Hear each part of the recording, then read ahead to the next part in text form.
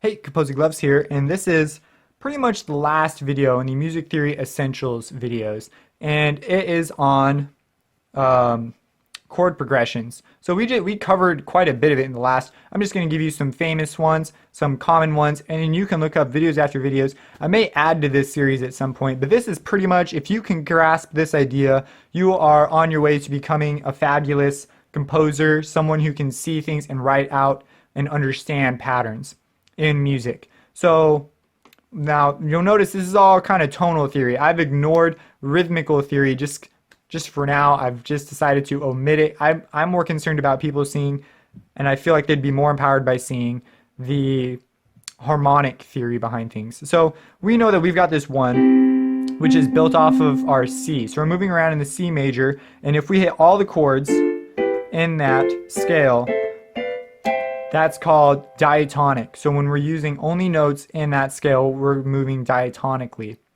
So if we've got this stuff going on, we can do something which is pretty cool. We can move away from that scale and then move around in that scale, and this is called chord progressions. So if there's some of the big ones are, so we're going to say anything built off the tonic is 1, anything built off the 5th is a 5, and this is just common language. So someone might say play the 1-5-4. Well, they're saying play the one chord, the C major, if we're moving around in a C major key. That's another great thing. This moves from key to key.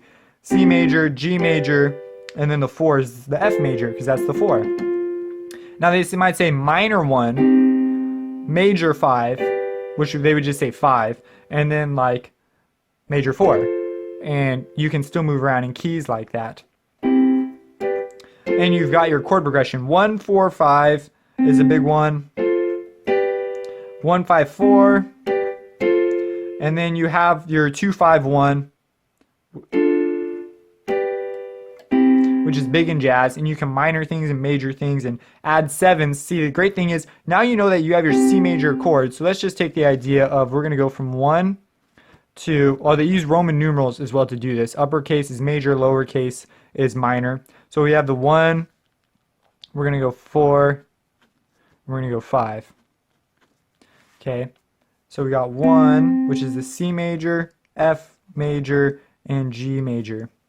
So we could do this. Whoops, I'm getting too interesting already. So we could do this and then loop back to the 1. Or we could take our C and make it a suspended chord at first. We could go to our F and make that just a regular F chord, but we could go to the nearest inversion of the F chord. And then we could go to our G and we could maybe make that a 7, because that's even strong. That's like ridiculous. And then it's saying go back to the 1, and we could go back to the 1, but we could even invert it, and we could keep going. We didn't even do anything. We just inverted it and we just inverted it. That's all we did, and added the octave of the 3rd up there. And then we could go back to our F, but now we could go to the tonic version because that's really close by. And then we could go to our G again, but we could maybe make it this guy. And then we could go to our C again, but we could still avoid the root, and we could go to the C 2nd inversion. And we could even hit the C again and do something like this. And just away you go. You're making chords and progressions, and now you can give progression towards your music, and you can create moments of tension and release and do things like that. So that's pretty much it for this series. Once you get to this point, you're really much more free to create direction and movement in your music and help the listener kind of see the ideas that you're expressing. If you have any questions about any of this, let me know in the comments. I'll do my best. Someone else in the comments will hopefully help you out. A lot of this, just start memorizing, learning until you can start talking about chords like this, and things will just begin to come together for you, and you can start see why 7ths and suspendeds are useful. And then it'll matter much more about those types of things, why you would want to use those.